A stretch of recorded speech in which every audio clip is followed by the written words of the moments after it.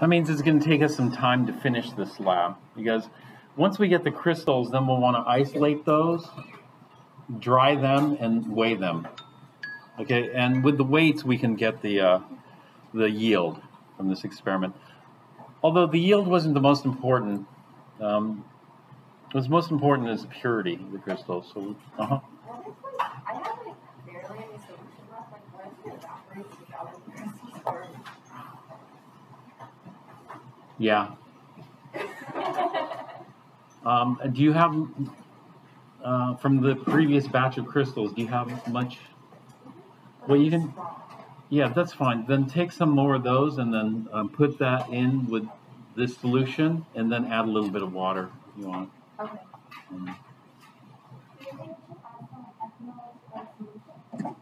We could add some ethanol too. Actually, we may end up, we'll see how it goes next week. If next week is still, we're not seeing much, then we'll add some ethanol. Hopefully that'll take care of it.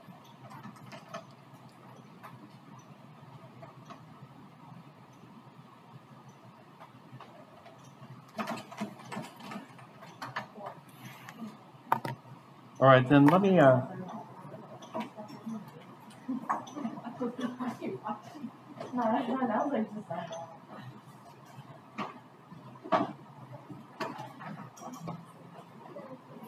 me talk about the pH titration, because we're going to go into the computer lab today, since I have it booked, and we're going to work on the reports, the pH titration and the synthesis report. So the pH titration, what we're going to do is we're going to identify our acid based on two things, actually three.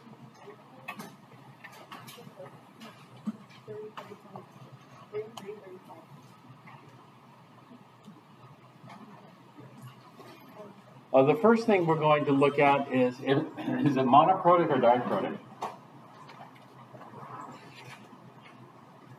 How can you tell the difference between a monoprotic and a diprotic acid? Yeah. All right. For monoprotic, there's just one. So we start out here, it goes up.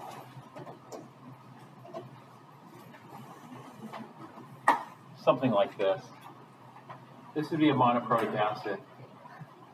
There are two things that we want. One, we just want to verify that this is monoprotic. There's no second rise in this pH versus milliliters of AOH.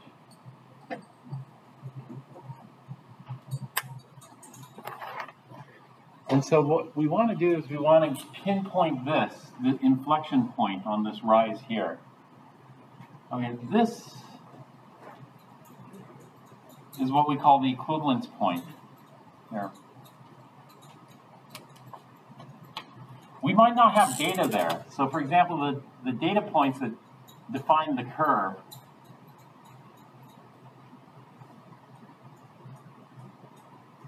might not correspond to the equivalence point here.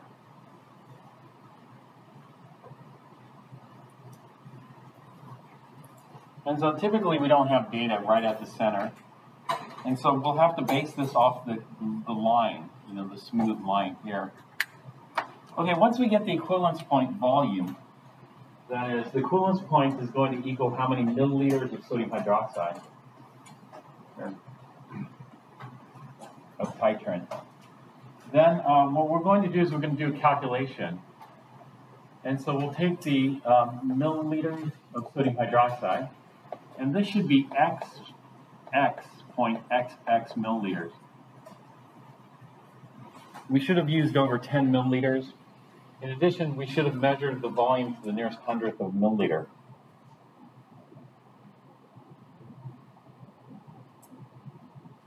All right, from that, we're going to convert this into liters.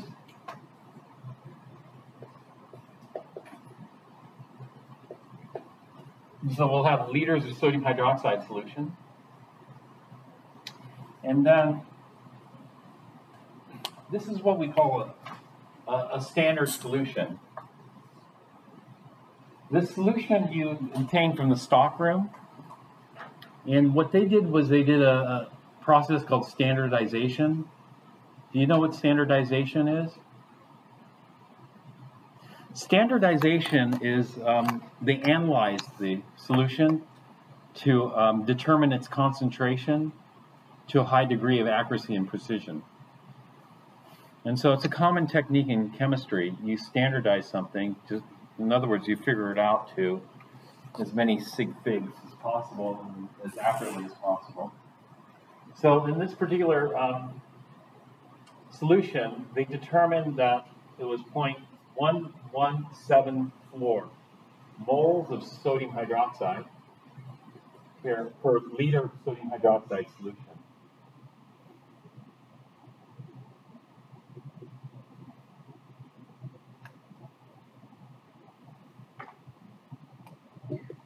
So what this is this is the standard sodium hydroxide solution.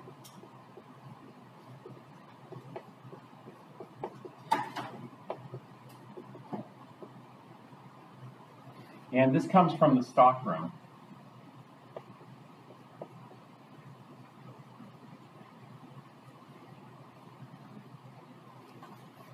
All right, so far, milliliters of sodium hydroxide solution cancels, liters of sodium hydroxide solution cancels, and that leaves us with moles of sodium hydroxide. Now, when we have a monoprotic acid, at the equivalence point, we have equal amounts of acid and base. In other words, we've just neutralized. Okay? And so for a monoprotic acid, what we're going to have is we're going to have 1 mole of acid. We don't know what the acid is, except that it's monoprotic. And so to represent that, we'll just use HA for some generic acid. For every 1 mole of sodium hydroxide, so it's a 1-to-1 mole ratio that's required to react. And so this leaves us with moles of acid. So now we know how many moles of unknown acid we have. What we're going to do is we're going to divide this by the grams of acid that were measured. And the grams of acid that were measured should have been 0.xxxx grams of HA solid. So we weighed that on the balance. So if we take moles of acid divided by grams of acid, actually, we want grams per mole. I need to flip it the other way, sorry. Invert it the other way. Flip opposite. In other words, if we take grams of acid and divide it by the moles of acid, what do we have? Grams over moles will be the grams per mole would be the molar mass.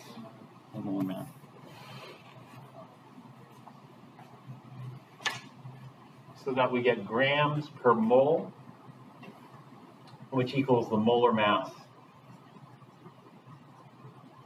of the acid.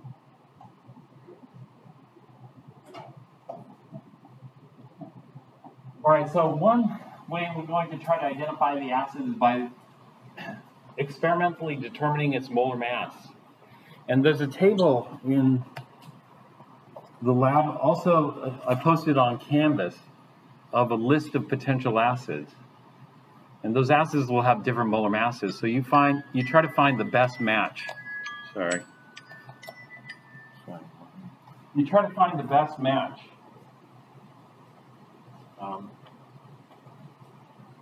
for that. But we have one additional piece of data that we're going to try to get from the titration curve. And that is, if this is the equivalence point, let's say the equivalence point occurred at 30 milliliters, then at 15 milliliters here, we have something called the half equivalence point, which would be 1/2 the volume of the equivalence point. From the half equivalence point, we're not interested in the volume because we calculate the volume based on what the equivalence point is and just divide it by half. what we're interested in is what the pH is at the half equivalence point. If we're at the half equivalence point, then we'll see this later in chapter 17, that the pH is equal to the pKa for the acid. And so this is number 2. So we're going to try to identify the acid based on the molar mass and its pKa. And so the ideal scenario would be the molar mass and the pKa match. That is, the experimental ones that you determined match the ones, or at least one of them, in the unknown table, one of the acids in the unknown table. That's ideal. But sometimes things don't work out ideally. Sometimes the pKa matches pretty well, but the molar mass is off. Or sometimes the molar mass is spot on, but the pK is way off. And so what do you do in that type of scenario? Well, what you do is you take a look, which one do you think is more reliable? The pKa or the molar mass? In other words, more reliable would be less susceptible to error. Which one would be less susceptible to error? The which one? PKA. The pKa? Why is that? Less room for calculation errors. Okay, less room for calculation error, like here. Any other? Uh-huh.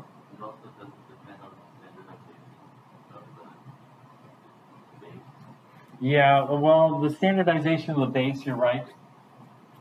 That's going to, if the base were improperly standardized, then that would be a problem. But the pKa suffers from something else. The standardization of the base is kind of like calibration, and the pKa is going to depend on how well the pH meter was calibrated. Because let's say the calibration were off. If the calibration were off, then the pK is going to be too high or too low, depending on what the calibration of the pH meter was.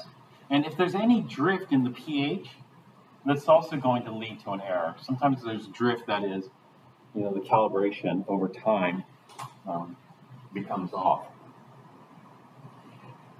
Even if the pH is off here, let's say this curve is a little higher, the curve is a little lower, there's going to be no change in the equivalence point. And so this is why the equivalence point is thought of as more reliable here. But the problem with the equivalence point is pinpointing this. There could be some error associated with that. But other than that, we don't care if the pH is off calibration, because that's, and we aren't measuring the pH at the equivalence point, so it's not important. And so anyway, hopefully yours 1 and 2 match, but typically we carry more weight on 1. Now it's true, the standardization could be off, and if that's off, it's going to throw us too high or too low, depending on what's happening here. But this is a fresh solution, and it was just standardized right before the lab, so it should be okay. Are there any questions on this? This is monoprotic. For diprotic, you're going to have a little more data, but sometimes having more data throws things off even more.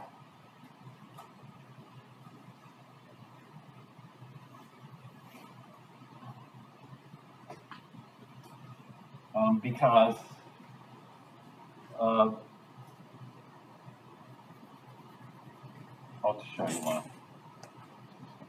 And so for diprotic, what happens is we need to start at as low of a pH as possible. The reason we need to start off as low of a pH as possible, because if it's not low enough, so for example, if I added too much water and I started up here, I might miss this first wave here. How could I miss the first wave? How you miss the first wave is when you add a strong base like sodium hydroxide, the pH can never go down. When you add strong base, the pH always has to go up. And so what happens here is if this were overly dilute, I might completely miss this and think I have a monoprotic acid. In fact, that's what's happened in the past. That's happened many times in the past, that people have completely missed that they had a diprotic acid because the first wave was just a little blip.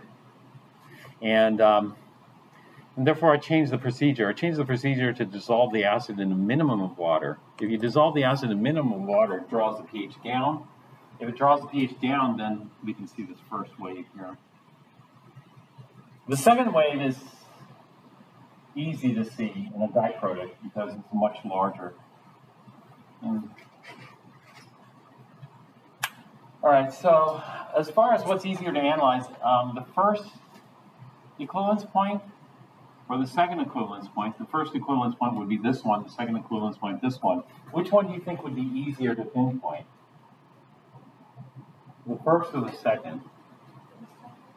The second. And so we're going to base our calculations off the second because it's probably going to be the more reliable of the two, I would think. The first one has a smaller signal, therefore it's more subject to noise. Yeah. Especially in some of the other plots. All right, so the first equivalence point will help just confirm, because the first equivalence point should be half the distance here to the second equivalence point. So if it takes 30 milliliters to hit the second, it should have taken only 15 to hit the first. It should be half. All right. Then this equation is pretty much going to be the same. We're going to take the milliliters of sodium hydroxide for the second equivalence point and put it here.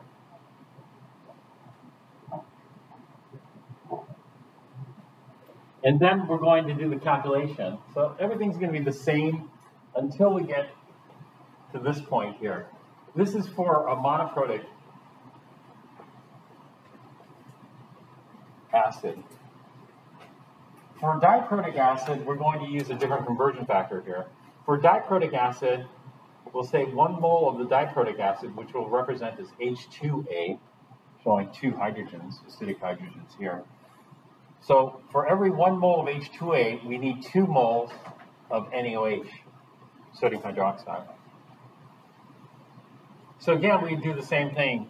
We are going to take the moles of the diprotic acid, put that in the denominator, and then put grams, whatever we weighed in the numerator. Does that make sense? And we'll calculate the molar mass.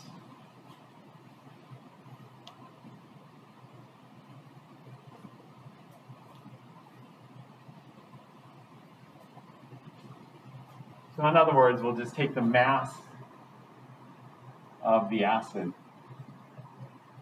here and then divide it here.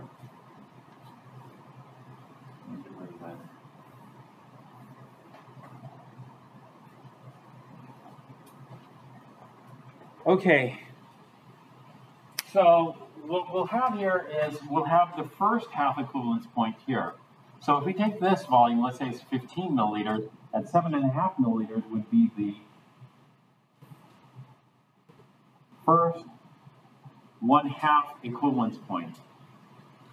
At the first 1/2 equivalence point, if we go up here and then go across here, we'll see that the pH is equal to the pKa 1. And then if we divide this segment in half, we'll hit the second half equivalence point. So second 1/2 equivalence point. We'll go up here, hit the curve, and then figure out what the pH is. And here, the pH is going to equal pKa 2. Call this 3.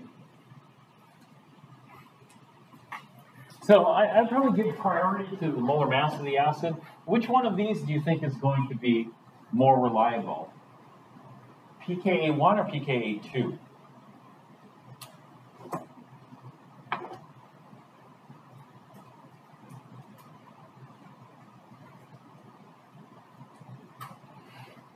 pKa2 is going to be more reliable. pKa2 is going to be more reliable because pKa1 is subject to dilution. You know, how much water did you add to dissolve it? That kind of stuff. And so this is less reliable. So the most reliable would probably be number 1, followed by number 3, followed by number 2 in analyzing your unknown acid and trying to identify it.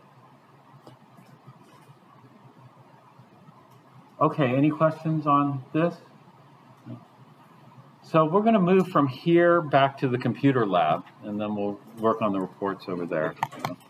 Stop there.